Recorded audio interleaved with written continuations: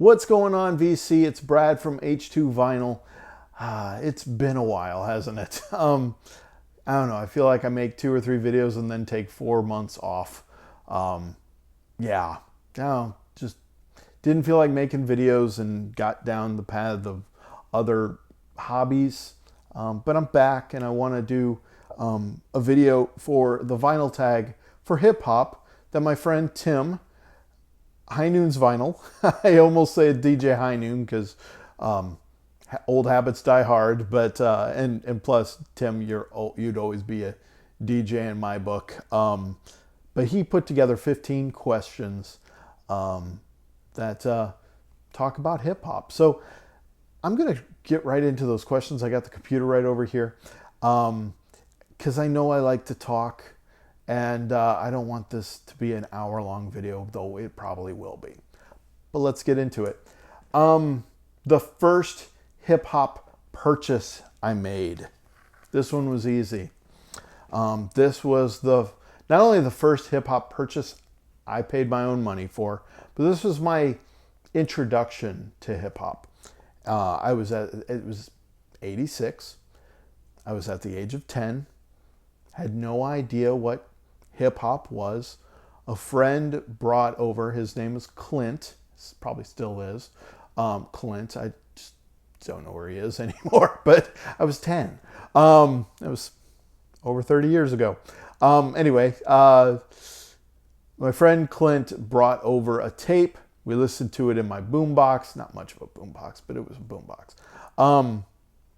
I don't remember the first song. If we played the A side or the B side first. I want to say that it was Hit It Run off of Run DMC's Raising Hell. And I remember I can't fully make the noise, but I remember that. I'm like, what is that? What is that? And had no idea what beatboxing was. But then I think I also, two songs really stood out to me. Hit It Run and Pied Piper. Or not Pied Piper, Peter Piper. And Peter Piper, the bells grabbed my interest. And so I sought after this album. And this was my introduction to hip hop. This is the album I bought in 1986. I know everything about this album, this copy. I lovingly say if you put this copy in 10,000 other copies and I'm able to listen to each one of them, I'd be able to pick this out. Because I know every pop, click, hiss, because there are hisses, and there's a skip or two. I was 10. And it sounds pretty good for, being in my collection for 35 years. But yeah, love this album. Lot of great hits on here. The whole album is perfect. Very high on my favorites list there. Likewise, this is still the same question. Answer to number 1. I haven't had a chance to show this because I haven't made any videos in a while, but my friend Billy Hurst visited in March. He drove down from St. Louis and he stayed over at my house for the night because he was working.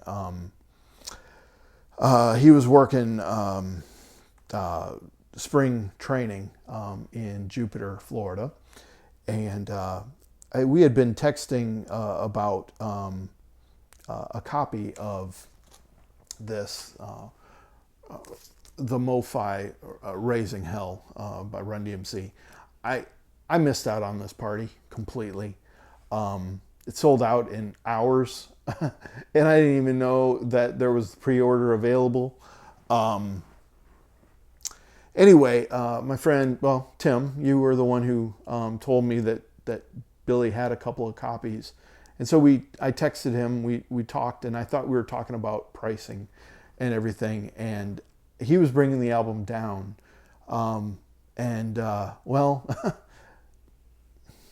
Billy thank you. Billy gifted this to me, and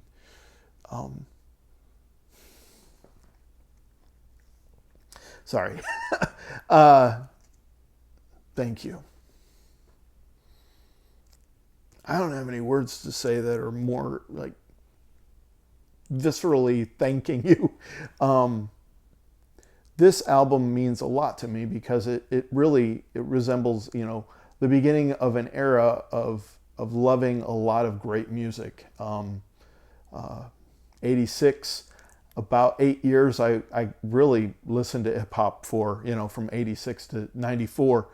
And yeah, this album opened the door for me. And the fact that it was only released 3,000 copies, and this album means so much.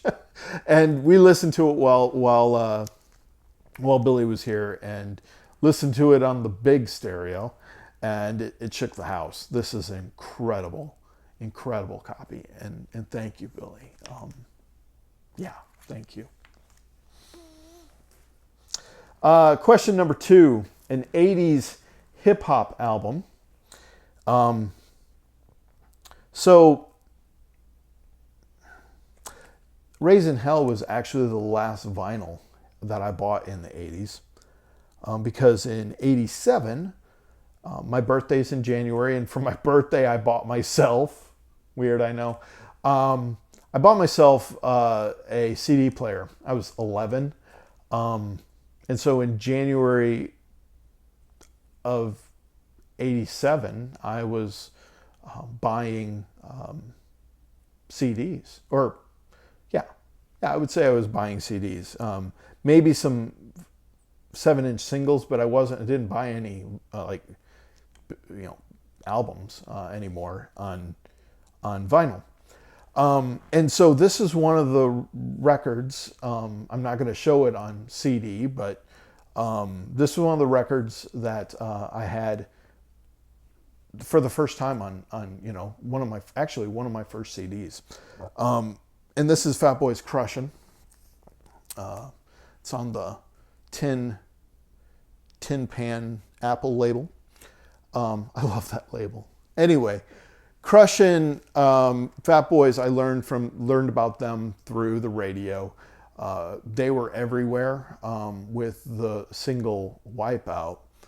And so you can kind of see that some of the hit singles, like my early days of music was listening to what my parents listened to, but mostly it was what my mom listened to on the radio, which was pop music. And so a lot of my early stuff that I was making my own was still coming from pop music, but yet I was buying albums. And man, I've seen two other, I'm losing my voice, weird. I've seen two other Vinyl Tag videos. Tim, I've seen yours, and Brandon, I've seen yours.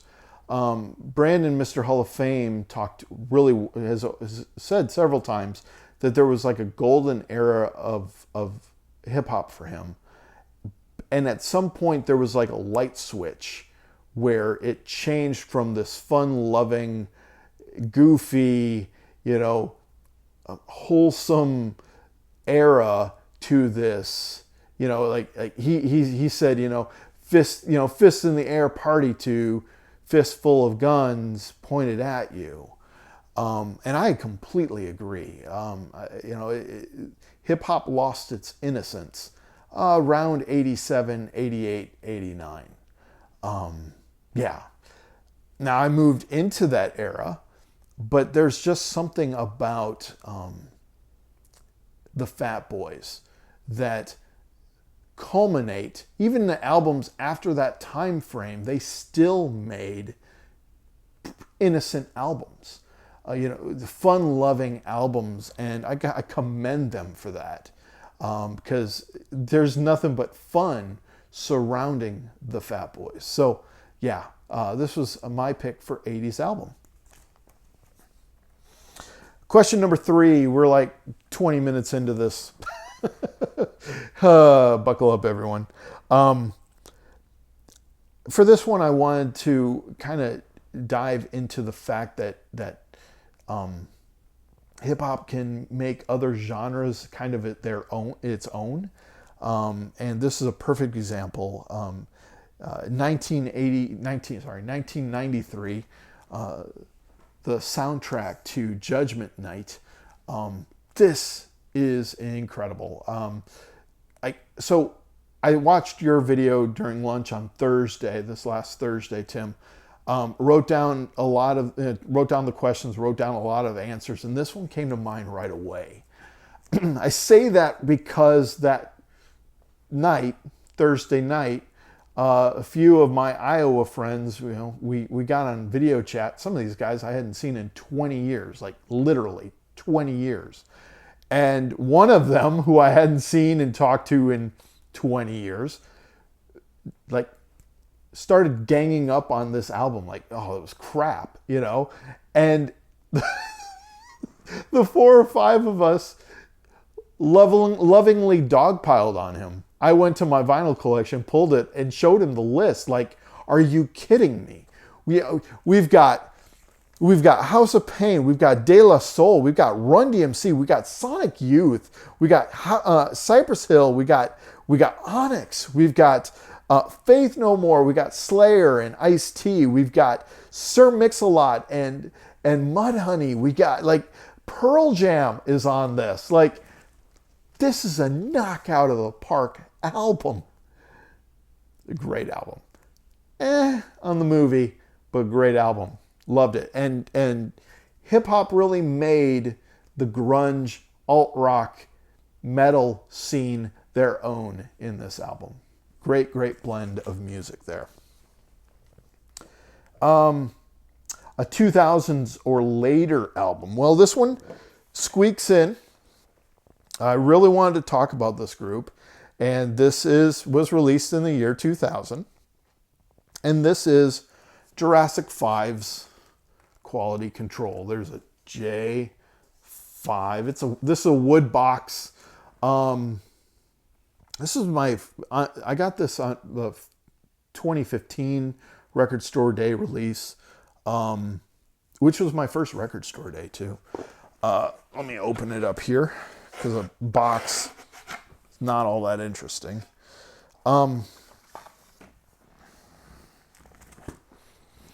There they are.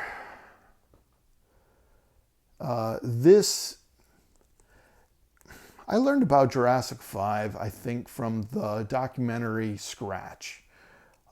Really learned about Cut Chemist and Newmark. Cut Chemist is there. Nope, that's Charlie Tuna.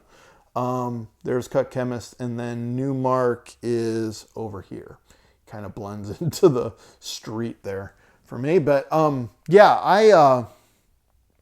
learned about them around that time. So it was around 2002. Man, Jurassic 5 brings back the fundamentals of hip hop. I didn't listen to much hip hop after 94 for a long time. And 2000s, I kind of gleam as more commercial, like the bling era, which doesn't excite me at all. Like, I could care less about hearing the commercialism built in to, that bling hip hop era. But Jurassic 5 really, I felt like they got back down to the basics, the very basics of the essence of what hip hop was, and brought it back to life. And they're really great. Really love Jurassic 5. All right. Number 5, a label you associate with hip hop. I immediately thought of Def Jam. That one's a little easy. Thought of another, and Brandon showed that one. I'm like, oh, okay. Thought of another, and I was like, okay, how about Priority? Priority was Ice Cube's label, but then also Ruthless Records was think Priority and Capitol were the parent labels to Ruthless Records. I was like, okay, yeah, but there aren't very many artists on, I'm sure, on that label. I think it was mostly Ice Cube. How about this one? Tommy Boy. Pretty much a hip hop label, right? House of Pain, their debut album. Jump Around's on here. I thought that this was a solid album. House of Pain, considered kind of this one-hit wonder. Granted, Everlast moved on to make more stuff, but yeah, they really didn't break out of that one hit. But I thought their 2 albums were pretty good. I think they only had 2 albums, right? Anyway, there you go. Tommy Boy. Tommy Boy, you need to release some of your catalog. Anyway, we won't get into that. How about a hip-hop single? Where did that go? Here we go. Also, kind of wanting to state that hip-hop dives into other genres and kind of makes it its own. How about electronic with the propeller heads? Propeller heads. On the B side of this, we have the Jungle Brothers with the song "You Want It Back." Let's see if I can get that to focus. If not, well, sorry. I would love to do a needle drop on this one. I love this song so much. I think this is quite possibly my favorite Propellerhead song and quite possibly my favorite Jungle Brothers song. They put it out on the album, so that it isn't just on a single, but this is on the B side. I wish I could play a copy of it. My mixer, I think, died in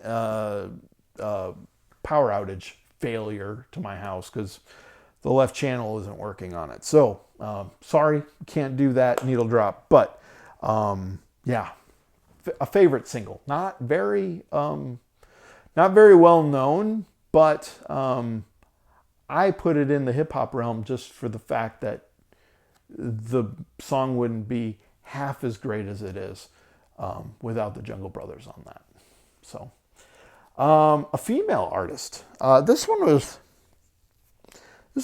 difficult to pick. And Tim, you and Brandon picked the one I probably would have picked, though I don't have anything by her, and I'm trying to keep this to vinyl only.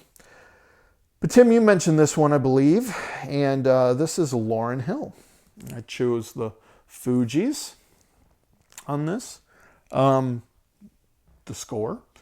Released in 92? 6. I was way off. What happened there? I don't know. Lauryn Hill. I could have picked her solo work too. Lauryn Hill. Something about her. Something about her that she could... I thought of this the other day and how she could just switch between singing and rapping so effortlessly. And both were so beautiful. She does an incredible work. Killing Me Softly is the big hit single, that everyone knows if they've heard Lauryn Hill and the Fugees. Yeah. Such a great album. Such a beautiful voice. And she was very talented in not just rhyming, but also the beauty in her voice. An artist we lost way too soon. One of my friends, Tim, not DJ Highnoon, or Highnoon's Vinyl. Another Tim, I know. I remember he texted me the day that this happened. It was May 4th, 2012. And I remember crying that day. And that is when MCA, And I realized I grabbed an album out of my collection that doesn't have his face, but we're talking about the Beastie Boys. This is Paul's Boutique, their second album, released in 1989. So I'll probably just put a graphic up with MCA. Adam Yauch passed away in 2012 due to cancer. I believe it was throat cancer. We know he was battling it for a while, but he was really quiet about it. Adam Yauch, I should say, because we could also talk about Adam Horowitz, but I'm talking about Yauch. I've read a book on the Beastie Boys. It was actually an audio book, and being able to hear Mike Diamond and Adam Horowitz talk about their friend Yauch and how much of a prankster he was really just brought him to life for me, even more so. And really, Adam Horowitz and Michael Diamond, like even today, I don't know if they both sounded the same, but MCA, always knew his voice, and he had the coolest voice. It almost sounded like he was losing his voice all the time, but man, so good. And I believe he was also the bassist at times, when they were playing instruments, and we lost a really big group, long-running group who was still releasing stuff.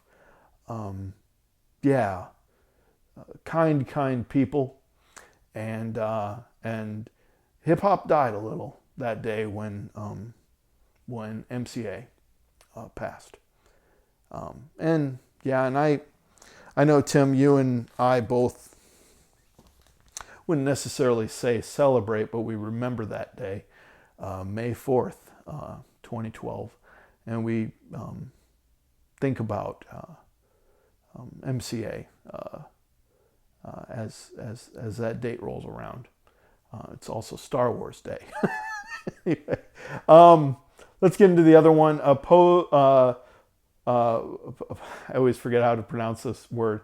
An posthumous album. I didn't have one. The one that automatically comes to mind is Tupac. He had a lot. Like, there was jokes on the internet that Zombie Tupac would release another album this year. I don't have any Tupac albums, actually. I have them on CD there somewhere, but I don't think I even have any after his death. Maybe, I don't know. But I decided to go with another question, or another. Now, show me? I don't know. Show a favorite diss cut. And there is a lot of the, hip hop is a culture, and in that culture, you kind of make a name for yourself. In that culture, you kind of have to keep that name for yourself. And sometimes you have to tear people down. That happens. And that is a diss song. And there have been many diss songs in hip hop. One of my favorite diss songs is done by Ice Cube, and it's on this album. You know which one I'm talking about. I think this is definitely my favorite diss song in everything that I own. We're talking about the song No Vaseline. So a little bit of the history behind this. 88 is when NWA's first album came out, Straight Outta Compton. After that tour, this is all in a movie, so it's not like it's any secret, but at the end of that tour, Ice Cube realized that he wasn't getting paid his dues. I think they toured for like 6 months, 8 months, something like that. And he got $73,000 or $75,000 for that that touring. He thought he was a teenager. He thought he needed more. That's a lot of money for a teenager. But he said, I could do better going solo. So he broke out of the group. That's kind of where the movie kind of ends with that. Following more of the story of Ice Cube, he goes to New York. He bumps into Chuck D from Public Enemy, and Chuck D's like, "Hey, what are you doing? What are your plans? And he's like, "Well, I want to do solo work," and so Chuck was like, "Hey, if you come on our album and do this song, we got a song for you called Burn Hollywood Burn. If you come on that, the Bomb Squad from Public Enemy will produce your album." And so that's why this is Ice Cube's second album, but his first album, America's with Triple K, America's Most Wanted. That's why that album sounds a lot like Public Enemy. Is because the Bomb Squad actually did produce, I think, all of it, and Chuck D and Flavor Flav make an appearance on that album as well. So Ice Cube makes a song with them. His first album comes out, and he didn't say anything about NWA. He just broke it off. It was clean and going forward. Well. That same year, 1990, NWA releases a single and just just gangs up on Ice Cube. I don't think it was really bad, but they called him at least Benedict Arnold. I don't actually have the single. And it is, I remember Dre saying something like, "We started off with too much cargo. Glad we got rid of Benedict Arnold." And he's like, "Wait, what?" So to put it frankly, he put everything to ruin with the song No Vaseline.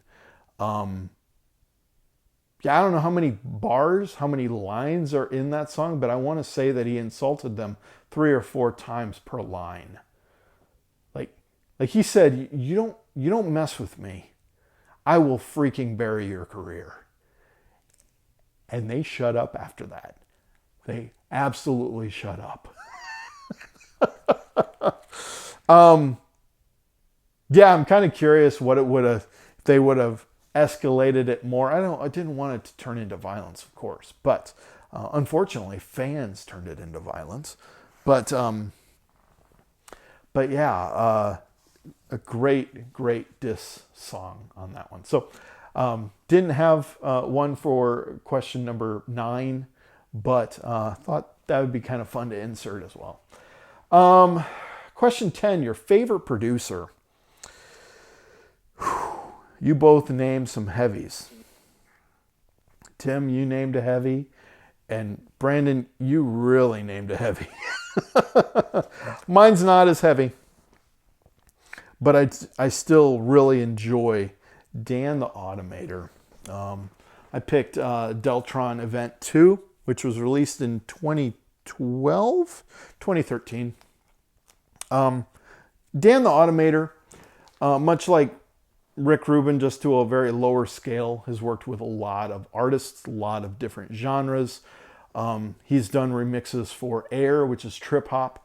He's done the first album of Gorillaz, which I put in hip hop, though I wouldn't necessarily call them hip hop. He's worked with Del the Funky Homo Sapien with a lot of his work, and Deltron is Del the Funky Homo Sapien and Dan the Automator collaborating together. This is an incredible album. If you don't know this album, anyone, check out this album. It has Zach De La Rocha from Rage Against the Machine on it. Great stuff. But yeah, Dan the Automator. Even got into more trip hop with Lovage, late 90s, early 2000s. I don't have any of their work, but listen to their music. by procuring it other ways. We won't get into that though. Dan the Automator, great guy. Likes to involve chorus, like chorus singing and symphonies and everything into hell. It's beautiful. It's beautiful. Question 11, an artist you have at least 3 albums of. Well, I wanted to name these guys. I could pick quite a few. But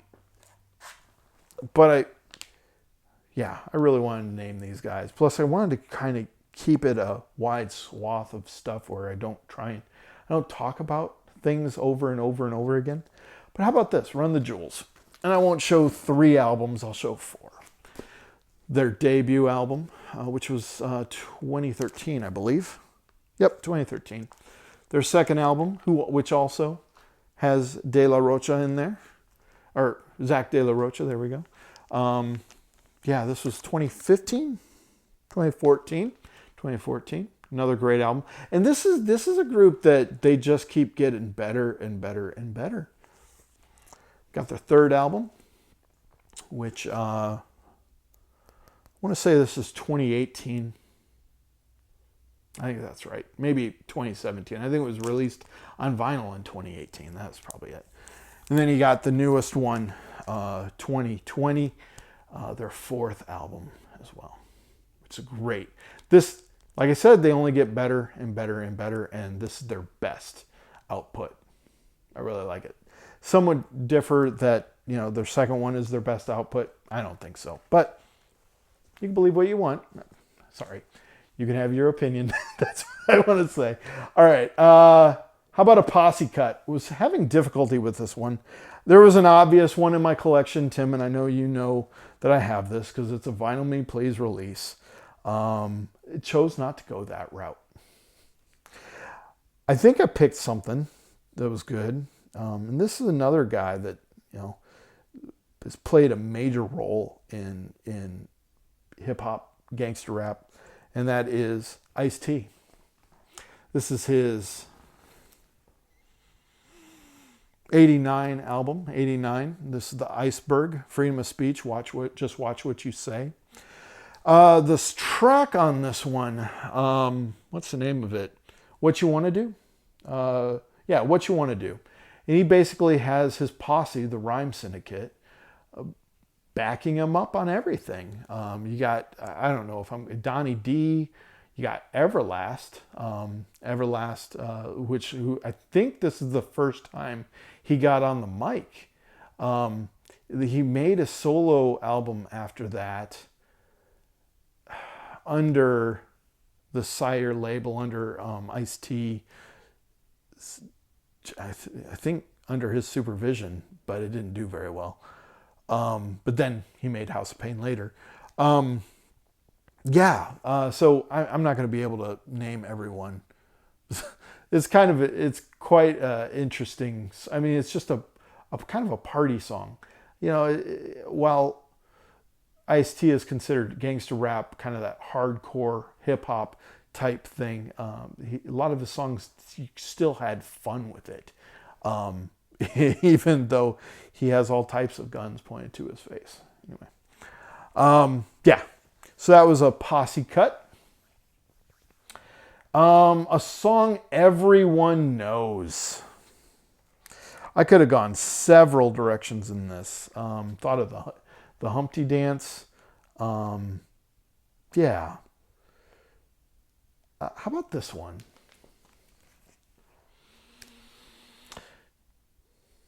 I've Got the Power by Snap. It's more of dance, but this is a hip hop album because, it's a hip hop album. But everyone has heard I've Got the Power by Snap. It's been in movies. I could think of like 3 or 4 movies. Off the top of my head, I can only think of one, and that's Bruce Almighty. But all over the dance floor, all over the radio, all over MTV. There you go. Favorite MC. Oh my gosh, you're killing me, man. Um, this one was difficult, and I didn't want to give the same answer you guys did, though I probably would on any given day, because Rakim changed the face of being able to guess the lyrics the first time you heard him to, oh my gosh, I don't even know what he's going to do next. And that just opened the door for something so much more. I'm going to go a slight direction. And while he may not be the best lyricist out there, he had a lot of power behind not just the words that he spoke, but the person that he is because he's still releasing music as well, and that is Chuck D from Public Enemy. Tim, I know you showed this one. It Takes a Nation of Millions to hold us back. The release in 1987. Chuck D. Public Enemy may not have started the movement that they talked about in their albums, but they definitely continued it. And that's what I'm talking about is racial equality and social justice from back in the 60s. They picked that torch back up, and they carried it, and they carried it, and they carried it.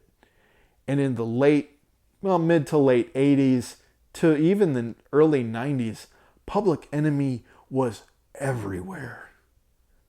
They were in movies, on t-shirts of John Connor in Terminator 2. Like, kidding, like they were everywhere. No one was as big. I don't even think the Beastie Boys were as big as Public Enemy was in the late 80s, early 90s. And Chuck D, there's something about Chuck D that the authority that he had, and he didn't have to use cuss words. He didn't have to use swear words. He could speak with authority almost as like a reverend does. Being able to just speak and have the weight of the words hit you. And man, they hit like an atom bomb. And if it just so happened that Chuck D swore, it would just put more weight on those words. But yeah, I have a few albums here. Fear of a Black Planet, probably, I think, my favorite album by them. I always went to Apocalypse 91, which is probably my favorite album for a long time. But really now, Fear of a Black Planet is. And, you know, they still had 2 albums with Def Jam after this one. And then Bum Rush the Show, their first album, which was a whole lot lighter than It Takes a Nation of Millions. But they're still making albums. You know, they've I don't know how many albums they've put out as Public Enemy. 15, 20 over the course of 30 years, 35 years. But they made another one just this last year, and it's with Def Jam again.